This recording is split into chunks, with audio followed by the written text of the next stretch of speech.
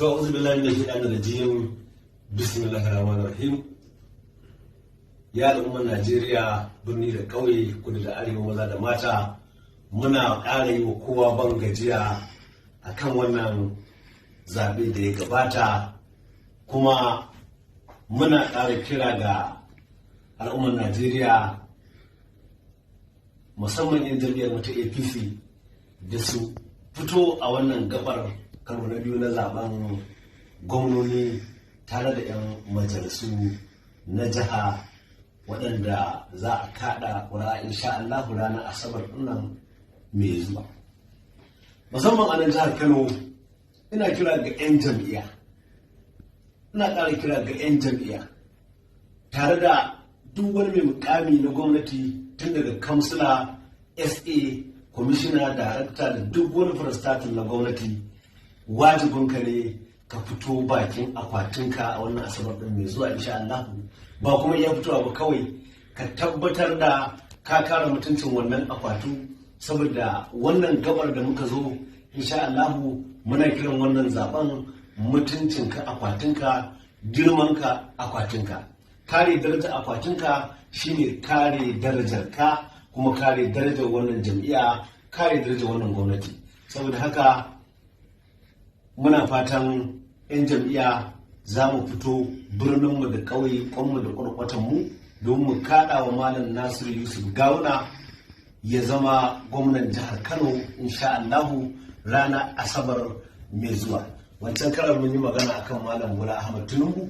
Alhamdulillahi, Allah ya ba mu nasara. Bola Ahmed Tinubu ya zama zaɓaɓɓen shugaban ƙasa na Najeriya. Shi yasa yanzu tsarin ya canza. Yanzu mutuncinka akwatinka, girmanka akwatinka.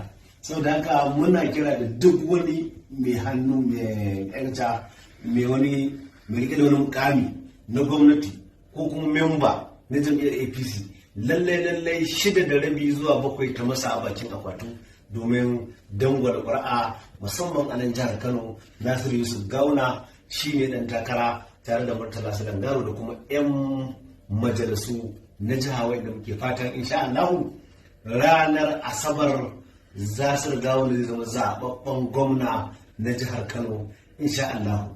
Da wannan muke kira ga 'yan uwana mawaka da 'yan fim da artist da duk wani dai mai ilimi na fasaha da su fito domin nuna goyon baya ga wannan ɗan takara namu, da kuma kiran masoyinsu da su zaɓi Nasiru Yusuf Gawuna a matsayin gwamnan jihar Kano insha Allah. Ina ƙara kiran wannan shawara nake bayarwa ga mutanenmu. Ni a madadina ina kiran masoyana, ina roƙon masoyana, ina roƙon alfarma ga duk wani masoyina mai ƙaunata da ya fito bakin akwati ya zaɓi Nasiru Yusuf Gawuna a matsayin gwamnan jihar Kano insha Allah. Kuma wannan Nasiru Gawuna ya roƙe na alfarma ta ƙura'ata da kuma ƙura'ar duk wani masoyina. Kuma ni ma ina roƙonku don na san za ku iya rufa mu asiri. Allah ya taimake mu ba don halin mu ba.